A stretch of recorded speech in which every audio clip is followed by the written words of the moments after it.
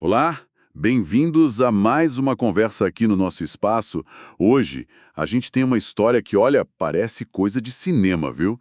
Envolve duas gigantes da tecnologia, mas de um jeito que pouca gente imagina. Pensa na Nvidia hoje. Ah, sim. Potência total em GPU, inteligência artificial, valendo trilhões. Exato. Agora, volta essa fita lá para os anos 90. Imagina essa mesma Nvidia. Quase quebrando, sabe? Com a corda no pescoço. E a virada veio de onde menos se esperava, da Sega. É, da Sega. A lenda do Mega Drive, do Sonic. Parece até estranho hoje, né? Porque são mundos tão diferentes. Totalmente. A Nvidia nesse pódio do hardware, da IA, e a Sega focada nos jogos, depois de sair dos consoles. Mas teve um momento ali, um ponto crítico em que o destino das duas ficou, tipo, amarrado. E é essa trama que a gente vai desenrolar hoje. Uma parceria que começou com tudo. Aí uns atritos técnicos que quase afundaram a Nvidia. Exatamente. Investimento salvador de 5 milhões de dólares da Sega e como essa confusão toda acabou moldando o futuro das duas. Exatamente. É uma história incrível de como as coisas poderiam ter sido, né?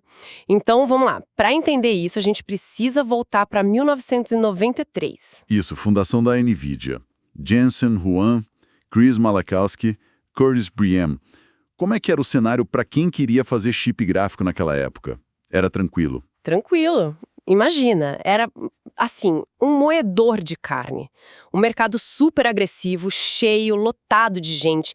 Tinha umas 30 empresas em 93. 3 anos depois, já eram, tipo, 70. 70 caramba. Nomes que talvez o pessoal lembre: 3DFX, ATI, Matrox, S3 Graphics, mas tinha um monte de outras, Cirrus Logic, Trident. A maioria, sumiu. Nossa, ambiente tenso. Muito. E foi aí que a Nvidia fez a primeira grande aposta dela, o chip NV1. Uma aposta, cara, né? Dizem que foi tipo uns 15 milhões de dólares para desenvolver esse NV1.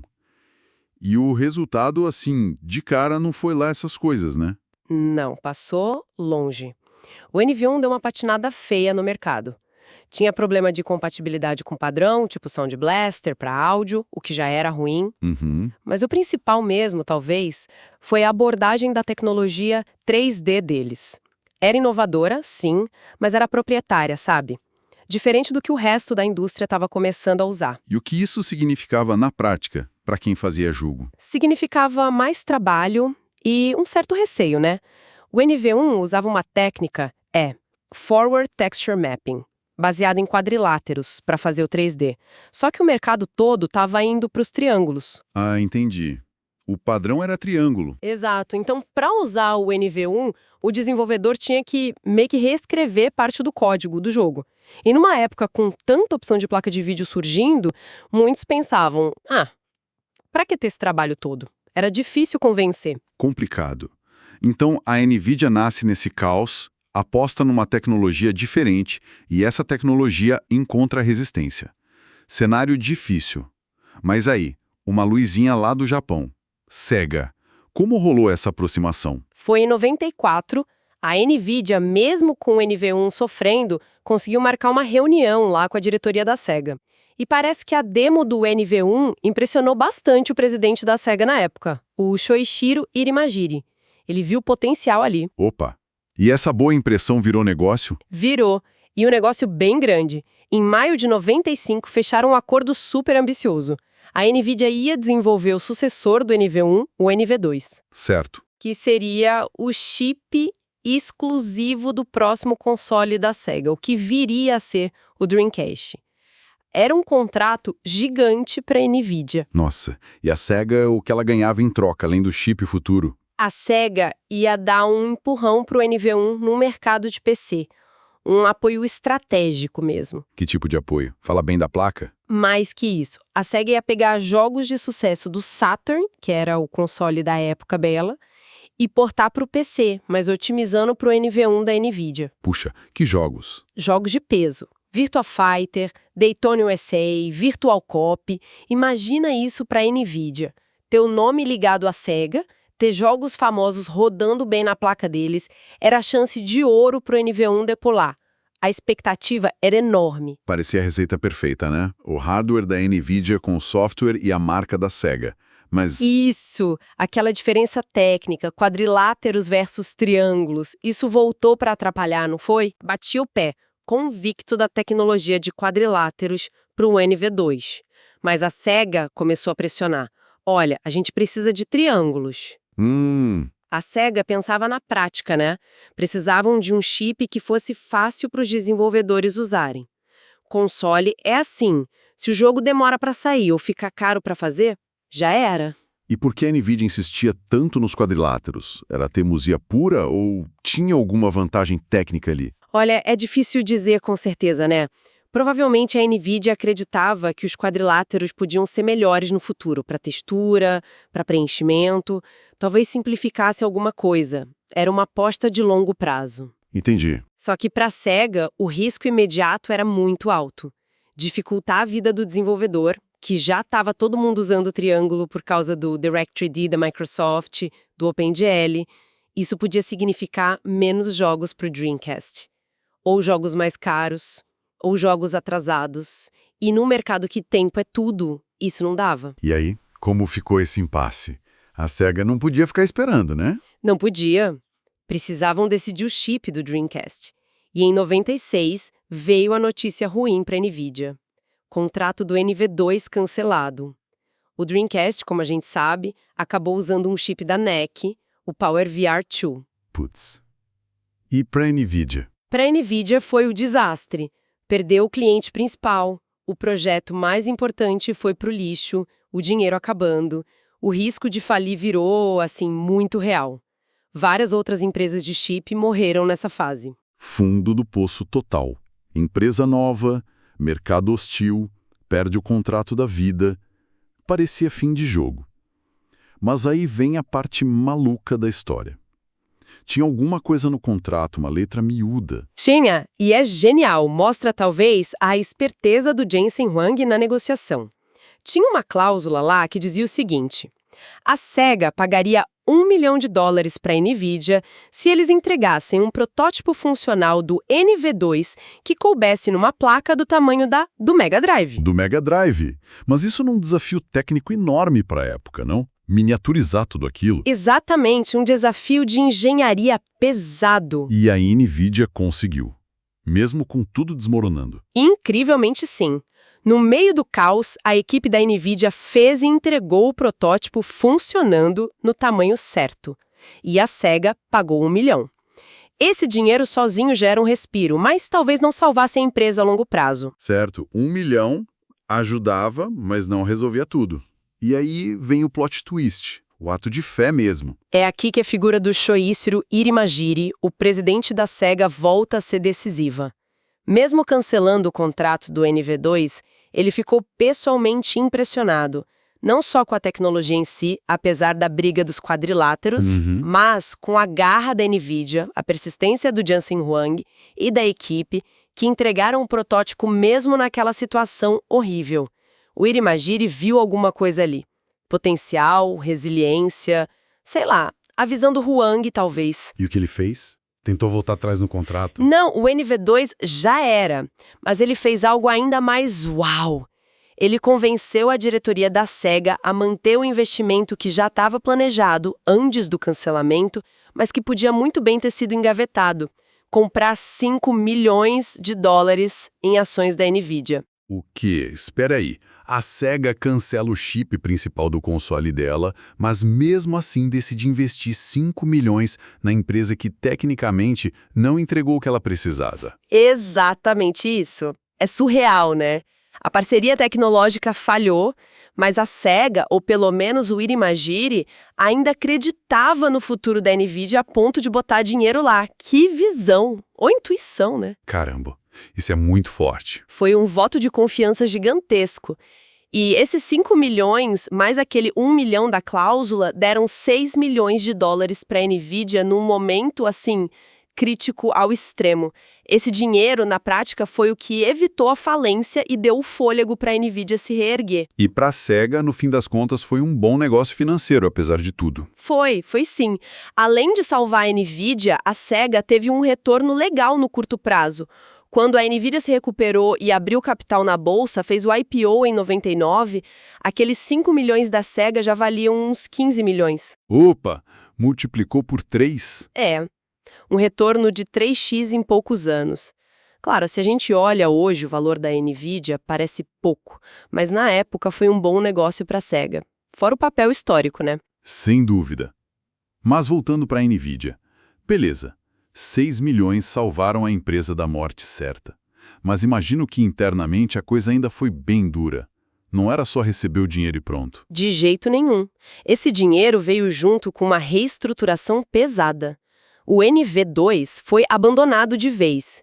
Tiveram que demitir muita gente. Parece que o número de funcionários caiu de mais de 100 para uns 40. Nossa, mais da metade. Foi um momento de ou a gente reinicia tudo ou a gente morre.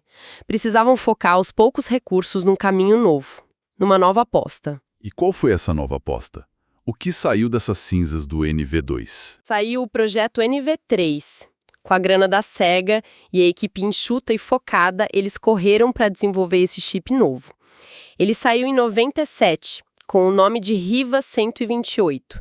E aí sim o mercado recebeu bem melhor. Ah, o Riva 128. Lembro desse nome. Pois é, ele era competitivo, usava os padrões da indústria, tipo Direct 3D, OpenGL, que usavam triângulos. Começou a pôr a Nvidia de volta no jogo. Então, o Riva 128 foi a grande virada. Foi o começo da virada. Mostrou que a Nvidia aprendeu a lição e podia brigar no mercado de PC. Mas o produto que realmente mudou o jogo, que começou a consolidar a liderança da Nvidia, veio 2 anos depois, em 99, a GeForce 256. GeForce. Aí sim. Baseada na arquitetura NV10. A GeForce 256 foi a primeira GPU, né, Graphics Processing Unit, um termo que a própria Nvidia criou para destacar que o chip fazia mais coisas sozinho, tipo transformação e iluminação, TNL, liberando o processador do PC, foi o marco. E daí pra frente é a história de sucesso que a gente conhece. Mas é curioso, né? Depois dessa experiência quase fatal com a Sega no mundo dos consoles, a Nvidia não desistiu desse mercado. Não mesmo. E essa é outra ironia legal. Pouco tempo depois do rolo do NV2, a Nvidia fechou um contrato super importante para fazer a GPU do primeiro Xbox da Microsoft, lá em 2001. Verdade, o Xbox original tinha chip Nvidia. E foi um sucesso. E mais recentemente, a Nvidia está no coração do Nintendo Switch, um dos consoles mais vendidos da história. Parece que a lição com a Sega, por mais dura que tenha sido, acabou preparando a empresa para esse mercado. Aliás, dizem que essa experiência de quase morte marcou tanto que virou um lema interno na Nvidia, atribuído ao Jensen Huang. Nossa empresa está há 30 dias de falir. Uau, para manter todo mundo alerta, né? Exato, para lembrar daquele tempo difícil. Recuperação. Mas enquanto a Nvidia estava subido com o Riva 128 e a GeForce, o que aconteceu com a Sega e o Dreamcast, aquele que acabou usando o chip PowerVR 2 da NEC? Ele foi lançado, né? Foi lançado, sim, em 98 no Japão, 99 no resto do mundo. E olha, era um console muito à frente do tempo dele. Tecnicamente era show. Tinha modem já de fábrica para facilitar jogar online, o que era novidade. Sim, lembro disso. Permitia jogar Quake 3 Arena contra gente do PC, crossplay, coisa que só virou comum muito depois.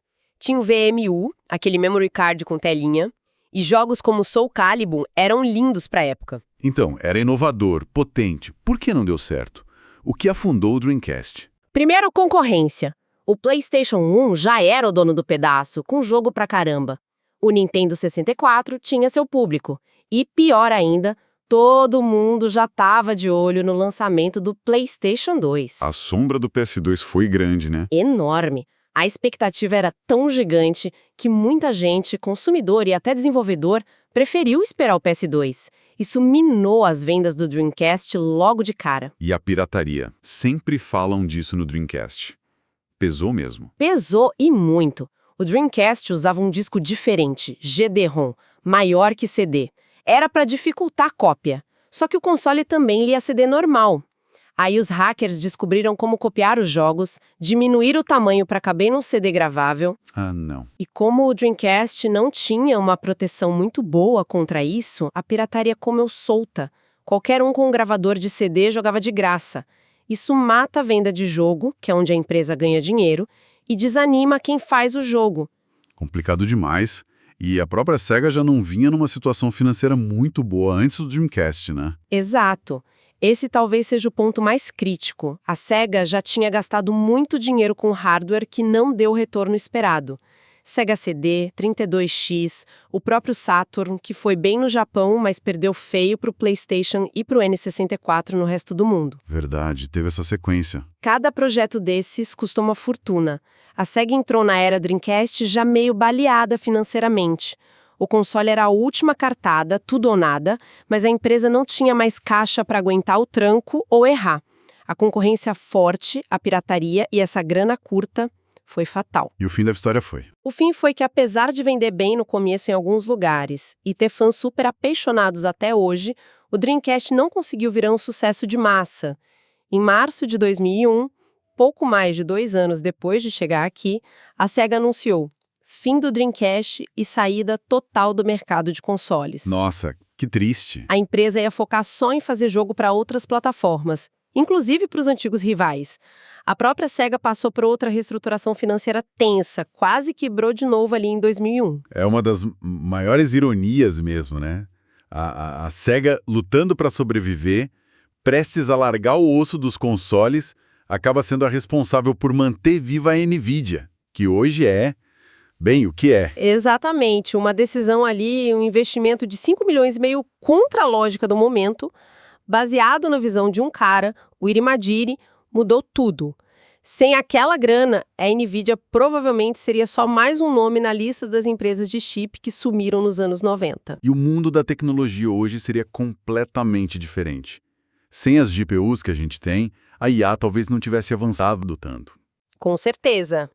E a Sega seguiu o caminho dela, saiu do hardware, se reinventou como uma gigante de software. Fica essa reflexão, né? Como seria tudo hoje sem aquele investimento quase que por acaso da Sega? E se o Dreamcast, com toda aquela inovação, tivesse dado certo, a Sega ainda faria consoles? A Nvidia teria seguido outro rumo? São cenários fascinantes de imaginar. Essa história da Nvidia e da Sega é um baita lembrete de como, na tecnologia, a linha entre o fracasso total e o sucesso absurdo é fininha, fininha. E às vezes o que decide é um fator inesperado. Uma cláusula num contrato, a intuição de um líder, a concorrência, até a pirataria. Verdade. Mostra como decisões tomadas na pressão, na crise, podem ecoar por décadas e mudar não só as empresas, mas todo o nosso mundo tecnológico. Fica essa imagem, né, da conexão inesperada e da imprevisibilidade que marcam essa área.